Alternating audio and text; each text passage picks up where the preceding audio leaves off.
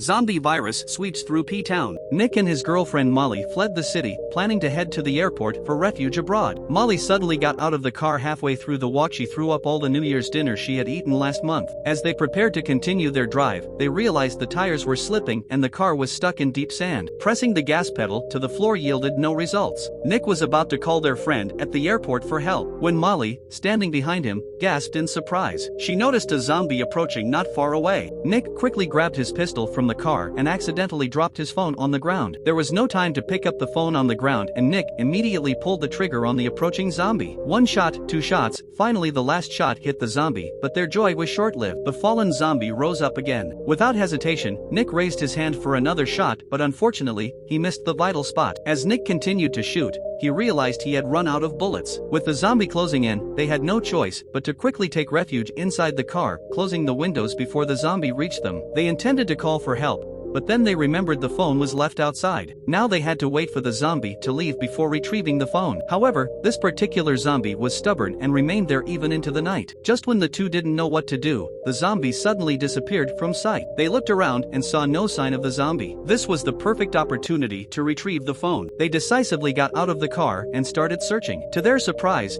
just as Molly picked up the phone from the ground, the zombie attacked Nick from behind. Molly quickly took all the supplies from the car and abandoned Nick, leaving the area. Exhausted, Molly eventually stopped and rested on the spot until the next day arrived. Hastily, Molly called their friend at the airport to inform them of her unexpected situation and asked them to wait. However, before she could finish her sentence, her phone suddenly lost signal. Nevertheless, Molly picked up her backpack and started trekking to the airport on foot. Molly just kept walking and walking into the night. The nighttime desert temperature was bitterly cold, forcing Molly to start a campfire for warmth. To her disbelief, the zombie seemed to have a built-in navigation system and continued following her. Molly pushes the zombie away as hard as she can and then quickly climbs up a large rock to the side. Molly looked around but didn't see any trace of zombies. Because she was so tired, Molly slept through the night without realizing it. However, as soon as Molly opened her eyes, she realized that the zombies hadn't left. Fortunately, zombies couldn't climb, or else it would have been a disastrous situation. But what puzzled Molly even more was how the zombie could always find her with such precision. Molly attempted to lure the zombie away with a wooden stick,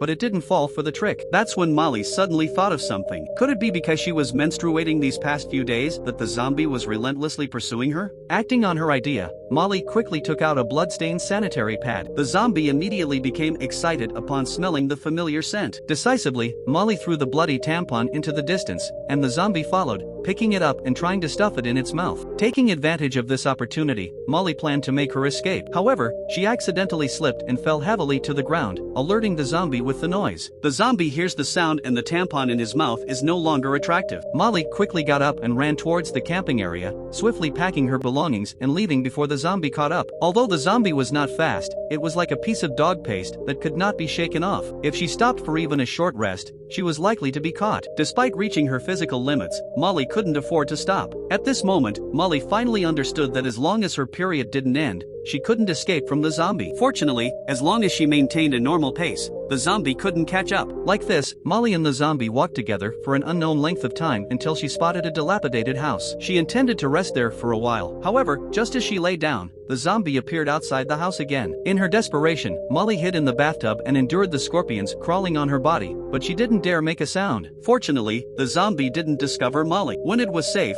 Molly continued on her way. Molly couldn't believe it. Just when she stopped to take a sip of water, the zombie appeared again not far away. She had reached her breaking point. She had considered facing the zombie head-on in a fight to the death, but the thought of her boyfriend's fate made her abandon that idea. She could only drag her weary body and continue moving forward. Since she couldn't shake off the zombie, she had to face reality. Molly seems to have gotten used to the zombie behind her and even started to engage in friendly interactions with the zombie. The zombie couldn't speak, so it silently endured. She even gave the zombie a name, calling it Smalls. At night, Molly camped at a high spot and Smalls remained steadfast by her side. The next day they marched on, with Smalls still following behind. However, as they walked, Molly noticed that something was amiss. The wind seemed to be picking up. Molly looked up and saw a sandstorm approaching in the distance. It was too late to escape. Molly was instantly engulfed by the sandstorm. When she regained consciousness, she saw a passing car. Molly mustered up her last bit of strength and desperately called for help. The occupants of the car noticed her, and Molly couldn't help but laugh with relief. She accepted the water they handed her and quickly drank the entire bottle. After a brief exchange, they helped Molly onto the car and went to search for her dropped backpack. Sitting in the car, enjoying the coolness of the air conditioning, Molly thought about checking herself in the mirror to see how she looked. However, she accidentally noticed a photo that clearly didn't belong to the two people in the car. A feeling of unease washed over Molly, and she turned to look at the back seat. To her horror, she discovered a blood-stained garment. Molly finally realized that these two individuals were the killers. Tried to escape,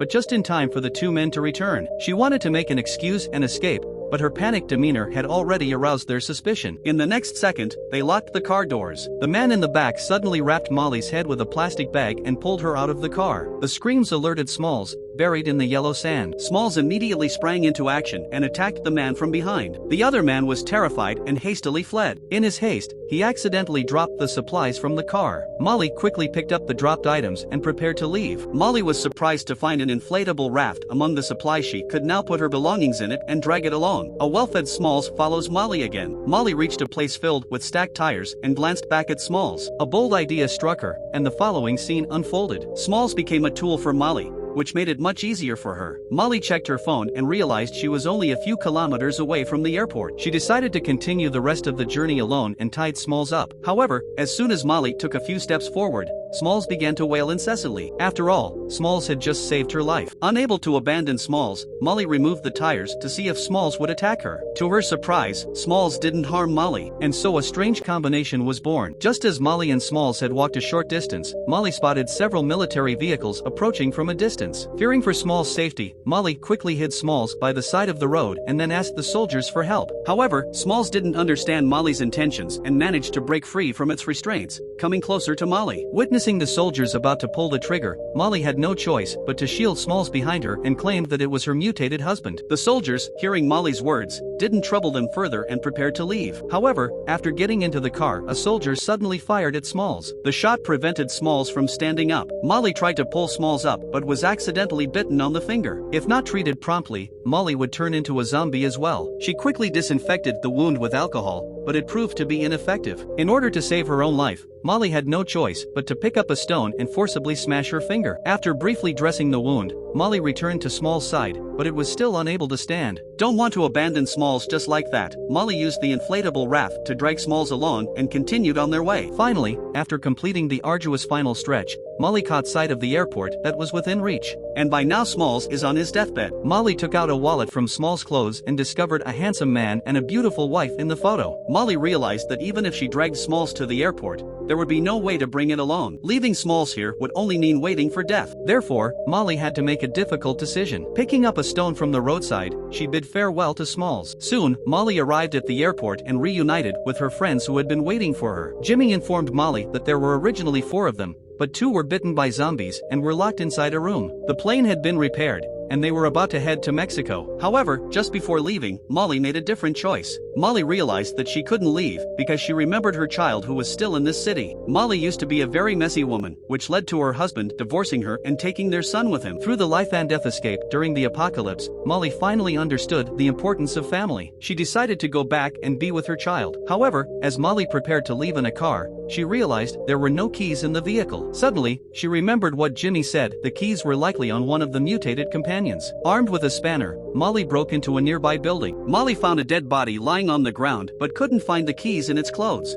Molly continued walking further inside. Suddenly, a zombie burst through the door and lunged at Molly. She forcefully pushed it away and then used a wrench to kill the zombie. However, the key was still not on the zombie's body. Then Molly noticed another zombie. She intended to kill it, but the zombie swiftly turned around, causing Molly to freeze in fear. The zombie lunged at her, ready to bite. Luckily, there was a power drill nearby at a critical moment. Molly grabbed the drill and killed the zombie, finding the key on its body. She then got into a convertible sports car, slammed on the gas pedal, and rushed towards her home. When Molly arrived on the town streets, it was a scene of devastation. Charred corpses were scattered everywhere. Quickly, she grabbed a shovel for self-defense. Returning to her house, Molly discovered her husband had already died. Molly searched many places on the second floor but couldn't find her son. Despair filled her heart until she suddenly spotted her son's small tent. Opening the tent, Molly found her son safely inside. Mother and son embrace each other and cry. There was no time to grieve. They had to leave this place. Molly and her son walked down the stairs, and outside there was already an influx of zombies. Molly protects her son and prepares to fight the zombies to the death. And the movie abruptly ended here. Although the audience didn't witness the movie's conclusion, they believed that Molly, for the sake of her son, would undoubtedly fight her way out of the siege.